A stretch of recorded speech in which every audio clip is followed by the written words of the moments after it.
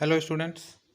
आज हम लोग विलियम वर्dsworth की लिखी एक कविता एजुकेशन ऑफ नेचर का अध्ययन करेंगे, जो यूपी बोर्ड के क्लास 11th में पढ़ाई जाती है। यह पोयम प्रकृति के गुणों को व्यक्त करता है। कहने का मतलब यह है कि विलियम वर्dsworth जो इसके राइटर हैं, उन्हें हम नेचर पोएट कहते हैं। उन्हें हम क्या कहते हैं? नेचर पोएट कहते हैं। क्यों? क्योंकि उनकी ज़्यादातर कविताएं, ज़्यादातर पोएम एजुकेशन को डेडिकेटेड थी, नेचर को डेडिकेटेड थी वो। ठीक है, तो कहने का मतलब है वह प्रकृति के प्रति बहुत आकर्षित थे। वह प्रकृति के में रहना चाहते थे। और कहने का मतलब है इस पोएम में भी जो वर्dsworth हैं, प्रकृति के प्रति दृष्टिकोण को प्रकट किया है, अपने दृष्टिकोण को प्रकट किया है। यानी प्रकृति की निकटता से मनुष्य का सर्वांगीण विकास होता है। उनका कहने का मतलब है कि अगर मनुष्य किसी प्रकृति से समीप जितना रहेगा, उसका विकास उतना ही अच्छा होगा। और वो यह भी मानते हैं कि जो प्रकृति है वह सर्वश्रेष्ठ, सबसे अच्छा शिक्षक है। ठीक है, सबसे अच्छा शिक्षक है। और इस कविता में लूसी नाम की एक लड़की है, जो एक काल्पनिक लड़की है। ठीक है, किसकी काल्पनिक लड़की है? ठीक है, विलियम वर्dsworth की। असल में इनकी जितनी भी पोएम है उसमें इन्होंने एक काल्पनिक लड़की मानी है जिसका नाम लूसी है। ठीक है, तो जहाँ भी ऐसी कविता आपको मिल जाए लूसी उसी के बारे में, तो समझ जाइए कि वो आपका विलियम वर्dsworth का है। ठीक है, तो कहने का मतलब है इस कविता में भी लूसी जो कवि की एक कल्पना वाली बालिका है, जो प्रकृति के गोद में शिक्षा पाने के कारण मानवीय गुणों तथा भोलेपन का प्रतीक है। और वह उसके गुणों की व्याख्या इस पोयम में बता रहा है कि नेचर जो है, जो प्रकृति है, उसे किस प्रकार का लालन पालन दी है। ठीक है, आइए स्टेंजा का अध्ययन करते हैं। इसमें आपका पहला स्टेंजा है, सुन लीजिए। 3 years she grew in sun and shower. Then nature said, a lovelier flower on earth was never sown. This child I to myself will take. She shall be mine, and I will make a lady of my own. तो कहने का मतलब है कि जो Lucy है वह अपने बचपन की प्रारंभिक 3 वर्ष धूप तथा वर्षा के बौछारों में रही है। ठीक है, 3 वर्ष वो कहाँ रही है? वर्षा के बौछारों में रही है, वर्षा के बौछारों में, धूप की बौछारों में रही है। अर्थात उसका जो प्रकृति के प्रति खुले वातावरण में विकास हुआ है। फिर प्रकृति ने कहा कि इससे अधिक सुंदर पुष्प पृथ्वी पर कभी नहीं खिला। अर्थात लूसी से अधिक सुंदर बालिका इस संसार में पैदा नहीं हुई है। और इस बच्ची को वह अपनी पुत्री के रूप में पालूंगी। यानी नेचर उसे अपनी पुत्री मान लेती है, उसे पालने की कहती है और कहती है कि वह मेरी होगी तथा उसे मैं प्रकृति की योजना के अनुसार आदर्श स्त्री बनाऊंगी। आइए लाइन बाय लाइन इसका अध्ययन करते हैं। ठीक है, 3 years कह रहे हैं। 3 years she grew in sun and shower। यानी 3 सालों तक लूसी के बारे में बोल रहा है कि लूसी 3 वर्षों तक प्रकृति की छाँव में पली बढ़ी। यानी कहने का मतलब है, यहाँ पे देखिए क्या कह रहा है, 3 years she grew in sun and shine। यानी 3 वर्षों तक लूसी धूप तथा वर्षा की बौछारों में बड़ी हुई, यानी अर्थात प्रकृति के गोद में बड़ी हुई। देन तब नेचर सेड, प्रकृति ने कहा, ए लवलियर फ्लावर, इतना खूबसूरत पुष्प, ऑन अर्थ वाज नेवर सोन। देखिए सोन का मतलब होता है खिलना से। ठीक है, खिलने से होता है या जन्म लेने से कह सकते हैं।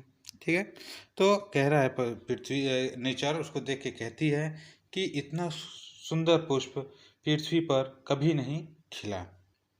This child I, this child I, यानी कहने का मतलब है कि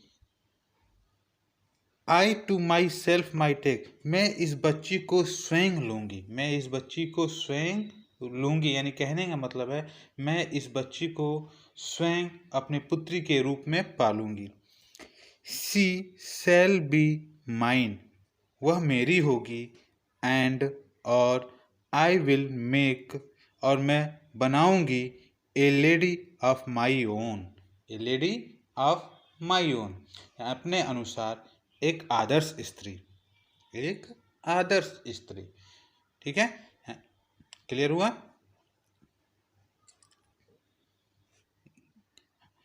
सेकेंड स्टेंजा है, myself will to my darling be both law and impulse, and with me the girl in rock and plain, in earth and heaven, in glad and bower, self will and overseeing power to kindle or restrain.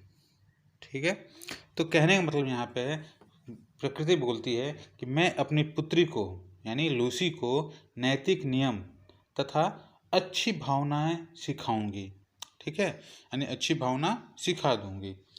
मेरे साथ Lucy चट्टान पर, मैदान पर, पृथ्वी पर, आकाश पर, खुले स्थान पर तथा कुंजों में उस प्रकृति शक्ति का अनुभव करेगी जो प्रत्येक वस्तु को अधिकार में रखती है तथा नियंत्रण करती है।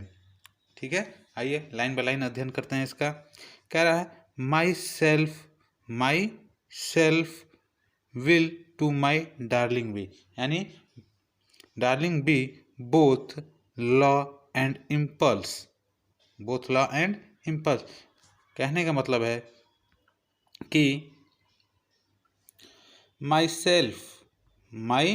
Self will to my darling be. देखिए बी का मतलब यहाँ पे होता है होना से, ठीक है, होना या बनना। ठीक है, तो माई सेल्फ स्वयं, will to my darling be, यानी मैं अपने प्रिय के लिए, मैं अपनी उस प्यारी सी बच्ची के लिए बनूंगी। ठीक है, बनूंगी, क्या बनूंगी? बोथ, दोनों, लॉ मतलब नियम, एंड इम्पल्स, और इम्पल्स मतलब होता है सद्भावना। ठीक है, यानी सद्भावना का स्रोत। इम्पल्स मतलब सद्भावना भी होता है, प्रेरणा भी होता है। ठीक है, तो पोयम में अलग अलग अर्थ होता है, उसे आप लोग ध्यान से देखिएगा। तो कहने का मतलब है myself will to my darling be both law and impulse, यानी कहने का मतलब यहाँ पे है कि प्रकृति बोल रही है कि मैं अपनी पुत्री के लिए, मैं अपनी सबसे प्यारी बच्ची के लिए नियम और सद्भावना या प्रेरणा का स्रोत बनूंगी। एंड, और विथ मी, मेरे साथ, द गर्ल, वह लड़की, in rock and plain, in earth and heaven, in glade and bower. तो कहने का मतलब है, और कह रही है कि वह मेरे साथ, वह लड़की भ्रमण करेगी। ठीक है, जाएगी, घूमेगी, कहाँ पर? इन रॉक, चट्टानों पर, एंड प्लेन, मैदानी भागों पर, इन अर्थ, पृथ्वी पर, एंड हेवन, स्वर्ग में, एंड ग्लैड, घाटियों में। ठीक है, घाटी में भी कह सकते हैं या खुला स्थान कह सकते हैं। ठीक है, एंड, और बोवर, और कुंजों में। ठीक है, कुंजों में, हर जगह वो भ्रमण करेगी मेरे साथ। देखिए कुंज का मतलब होता है वृक्ष जो होते हैं, छायादार वृक्ष होते हैं, उसके नीचे की छायाओं को क्या कहते हैं? कुंज कहते हैं। ठीक है, यानी छायादार वृक्षों के नीचे की छाया। अब आगे कह रहा है सेल फील, और अनुभव करेगी, एंड ओवरसीविंग पावर। ओवरसीइंग मतलब होता है देखने की शक्ति।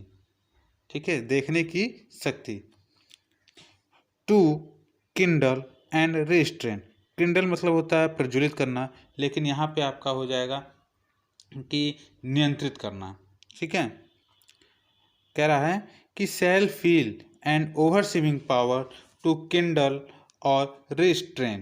कहने का मतलब है यहाँ पे आपका कि, यानी कहने का मतलब है वो कहना चाह रही प्रकृति कि जिन स्थानों पर यह मेरे साथ, यह लड़की मेरे साथ जाएगी, तो उन स्थानों पर वह नियंत्रित करने वाली तथा उस वस्तु पर अनुभव करने वाली शक्तियों का अनुभव करेगी। ठीक है, नियंत्रित करने वाली, प्रज्वलित करने वाली शक्तियों का अनुभव करेगी। ठीक है, क्लियर हुआ होगा। चलिए आइए नेक्स्ट स्टेंजा में चलते हैं। यानी कहने का मतलब यहाँ पे जो प्रकृति है, प्रकृति यहाँ पे इस स्टेंजा में कहना चाह रही है कि सब चीज़ पे नियंत्रण, सब चीज़ पे अधिकार मेरा है, और मैं किसी व्यक्ति को जो चीज़ सिखाना चाहूँगी वही वह सीखेगा। ठीक है, वही यहाँ अंदर लाइन में कह रहा है, नीचे वाली लाइन में कह रहा था कि shall feel and overseeing power to kindle or restrain. यानी कहने का मतलब है कि वो जो इन स्थानों पर जो स्थान की बात कही गई है, ठीक है, इन स्थानों पर भ्रमण करेगी तो वह एक ऐसी शक्ति का अनुभव करेगी जो प्रत्येक वस्तु को अधिकार में रखती हो तथा नियंत्रण में रखती हो। ठीक है, किंडल अधिकार और रिस्ट्रेंट मतलब नियंत्रण। ठीक है, नियंत्रण में रखती है, कहने मतलब नियंत्रण के साथ और अधिकार के साथ उसे देखने की शक्ति में प्रदान करूंगी। ठीक है, चलिए नेक्स्ट स्टेंजा में चलते हैं। देखिए थर्ड स्टेंजा कह रहा है she shall be sportive as a fawn that wild with glee across the lawn or up the mountain springs, and here shall be the breathing balm, and here's the silence and the calm of mute intensity thing। ठीक है, कहने का मतलब यहाँ पे कह रही है कि प्रकृति कह रही है कि लूसी जो है, जो बच्ची है, वह हिरन के बच्चे की तरह चंचल हो जाएगी। यानी उसके साथ जब रहेगी, उसकी शिक्षाओं को प्राप्त करेगी तो वह हिरन के बच्चों के समान चंचल हो जाएगी, जो खुशी से मैदान तथा पर्वतीय झरने पर कूदता फिरता रहेगा। ठीक है, कूदता फिरता रहेगा। वायु तथा प्रकृति की शक्तिदायक मधुरता तथा जंगल की स्वरहीन और निर्जीव वस्तुओं की शक्ति लूसी को प्राप्त होगी, अर्थात प्रकृति की गोद में वह पूर्ण शांति तथा स्वतंत्रता का आनंद लेगी। ठीक है, आइए लाइन बाय लाइन अध्ययन करते हैं इसका भी। कह रहा है she shall be sportive as a fawn. देखिए फॉन मतलब होता है हिरन का बच्चा। फॉन मतलब क्या होता है? हिरन का बच्चा। तो वही कहने, और स्पोर्टिव मतलब क्या होता है? चंचल। स्पोर्टिव मतलब चंचल। देखिए मीनिंग आप लोग लिखते जाइएगा। ठीक है, मीनिंग बहुत जरूरी होता है हर एक पोएम का, चाहे आप लोग प्रोज पढ़ रहे हैं, मीनिंग आती रहेगी तो आप लोग के लिए आसानी रहेगी। तो वही कह रही है she shall be sportive as fawn, वह हिरन के बच्चे के समान क्या होगी? चंचल होगी। वह हिरन के बच्चे के समान चंचल हो जाएगी।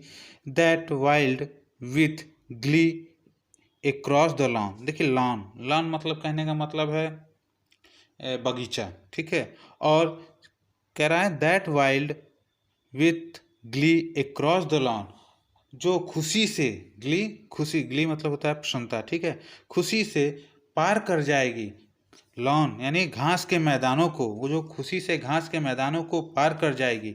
और अथवा अप द माउंटेन स्प्रिंग मतलब यहाँ पे झरना है। ठीक है, या पर्वतीय झरनों को। ठीक है, यानी वह मैदानी भागों को या घास के मैदानों को अथवा पर्वतीय झरनों को खुशी से पार कर जाएगी। ठीक है, आप लोग देखे होंगे जो हिरन के बच्चे होते हैं, चाहे बकरी के बच्चे आप लोग ले लीजिए, तो वो सब बच्चे जब होते हैं तो बहुत ही क्या होते हैं? कूदते रहते हैं। ठीक है, उनकी जो छलांग होती है वो बहुत अच्छी लंबी होती है। तो वही कह रही है कि वह कैसे बच्ची बनेगी? एक हिरन के बच्चे के समान चंचल हो जाएगी, जो खुशी के साथ घास के मैदानों तथा पर्वतीय झरनों को क्या हो जाएगी? पार कर जाएगी। अब आगे कह रहा है एंड और here shall be the breathing balm. ठीक है, ब्रीदिंग बाम यहाँ कह रहा है, देखिए and her shall be the breathing मतलब होता है एक तरह से दुख, आप कह सकते हैं। ठीक है, ब्रीदिंग मतलब दुख भी हो सकता है, और आहत भी हो जाएगा। ठीक है, दुख या आहत। अब बाम तो आप लोग सबको जानते होंगे, सबके घर में होगा एक एक बाम। ठीक है, दर्द निवारक जो दवा होती है उसको हम बाम कहते हैं। ठीक है, तो वही है यहाँ पे। तो कह रहा है and her shall be the breathing balm, ठीक है, और उसके अंदर सभी के दुखों को हरने की या दुखों को कम करने की शक्ति उत्पन्न होगी। ठीक है, यहाँ पे कहने का मतलब है किसी shall be breathing balm. Breathing balm, balm मतलब होता है दर्द निवारक दवाई, जो से मतलब है। ठीक है, ठीक है, और किसकी निवारक होती है? ब्रीदिंग, ब्रीदिंग मतलब आहत लोगों से, ठीक है, दुखी लोगों से, यानी दुखी लोगों की वह दुख और दर्द को क्या करेगी? निवारण करेगी, दुखों दर्द का निवारण करेगी। एंड और hers the silence and the calm. देखिए, साइलेंस मतलब भी शांत होता है और काम मतलब भी शांत होता है। ठीक है, तो यहाँ पे हम साइलेंस लेंगे, क्या ना मतलब स्वरहीन। ठीक है, और यहाँ पे कह रहा है कि एंड और हियर्स वह द साइलेंस यानी स्वरहीन, एंड और द काम यानी शांत, यानी शांति, यानी शांति का गुण सीखेगी। ठीक है, शांति का गुण सीखेगी किससे? ऑफ म्यूट इंस्टेंट थिंग, यानी निर्जीव जीव, निर्जीव। देखिए, म्यूट इंस्टेंट मतलब वो थिंग्स का मतलब होता है निर्जीव वस्तुओं से। ठीक है, यानी वह निर्जीव वस्तुओं से शांति रखना या चुप्पी रखना सीखेगी। यानी कहने का मतलब है कि उसे यह ज्ञान होगा कि किस अवस्था में चुप रहना चाहिए। ठीक है, क्लियर हुआ? चलिए आइए आगे चलते हैं। चौथा स्टेंजा। यहाँ देखिए, कह रहा है the floating clouds their state shall lend to her for her willow bend, no shall she fail to see even in the motion of storm, grace that shall mould the maiden's from form by silent sympathy. तो यहाँ पे कह रहा है कि बहते हुए बादल लूसी को शानदार ढंग से चलना सिखाएंगे।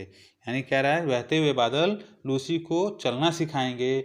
और विलो, विलो एक वृक्ष होता है। ठीक है, विलो क्या है? ये जो विलो है ये एक प्रकार का वृक्ष होता है।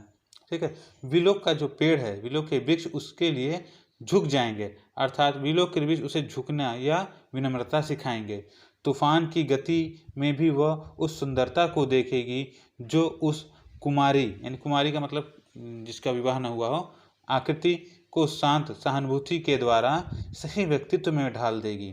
अर्थात लूसी तथा प्रकृति के मध्यम समीपता आ जाएगी, दोनों एक दूसरे के और निकट आ जाएंगे। ठीक है, आइए इस लाइन बाय लाइन कर देखते हैं। कह रहा है द फ्लोटिंग क्लाउड्स, फ्लोटिंग मतलब होता है उड़ते हुए या चलते हुए बादल। ठीक है, या बहते हुए बादल।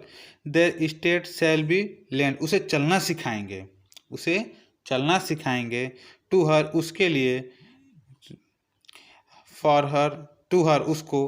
फॉर हर, उसके लिए। The willow band, willow band यानी जो विलो के वृक्ष हैं वो झुक जाएंगे, अर्थात उसे वो झुकना सिखाएंगे। अब कह रहे हैं यहाँ पे nor shall she fail to see, और वह देखने के लिए कभी असफल नहीं होगी, वह यह देखने के लिए कभी असफल नहीं होगी। क्या देखने के लिए असफल नहीं होगी? ठीक है, even in the motion of storm. ठीक है, यानी even in the motion of storm, प्रायः आंधी में, प्रायः आंधियों में, तूफान में या तूफान की गति में वह देखने में असफल नहीं होगी। ग्रेस, सुंदरता को। दैट, जो। Shall moulded the maiden's form, जो कहाँ से आ रही है? जो उसके अंग को, जो उसके अंग को मेडन, मेडन मतलब होता है दुल्हन। ठीक है, मेडन मतलब होता है दुल्हन, दुल्हन के रूप में ढाल रही है। बाय साइलेंट सिंपैथी, बहुत ही शांत सहानुभूति के साथ, बहुत ही शांत सहानुभूति के साथ। तो कहने का मतलब यहाँ पे है, फिर से एक बार देख लीजिए। कह रहे हैं the floating cloud their state shall lend to her, यानी बहते हुए बादल उसे चलना सिखाएंगे। For her the willow bend, और उसके लिए विलो के वृक्ष झुक जाएंगे, अर्थात उसे वो झुकना सिखाएंगे। Not shall she fail to see, और न, कह रहा है, और न ही वह कभी देखने में असफल होगी। क्या देखने में असफल नहीं होगी? Even in the motion of the storm grace, यानी तूफान की गति में भी वह प्रसन्नताओं को देखने में असफल नहीं होगी। जो that shall mould the maiden's form, जो उसे दुल्हन के रूप में, यानी दुल्हन विवाह के योग कर रहे शरीर के रूप में ढाल रही है। बाय साइलेंट सिंपैथी, किसे? शांत सहानुभूति के साथ। क्लियर हुआ? चलिए आइए